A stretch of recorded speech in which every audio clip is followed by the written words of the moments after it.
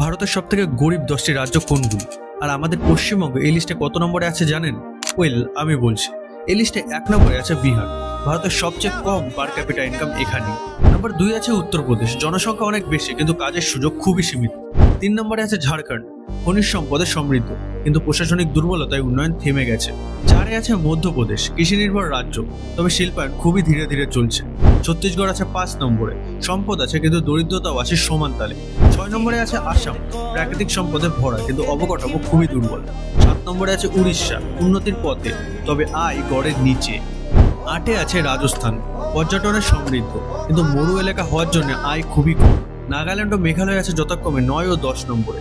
উত্তর পূর্ব রাজ্য হওয়ায় এখানে সংযোগ ও উন্নয়ন খুবই সীমিত। আর আমাদের রাজ্য ওয়েস্ট বেঙ্গল এই লিস্টে নেই, বরং টপ থেকে 6 নম্বরে আছে। কিন্তু 1960 থেকে 1961 সালে পশ্চিমবঙ্গের পার ক্যাপিটা ইনকাম যেখানে ছিল দেশের গড়ের 127.5%, কিন্তু আজ সেটা এসে দাঁড়িয়েছে মাত্র 83.7%। মানে এক সময় দেশের সবচেয়ে এগিয়ে থাকা রাজ্যের পার ক্যাপিটা ইনকাম আজ এত কম।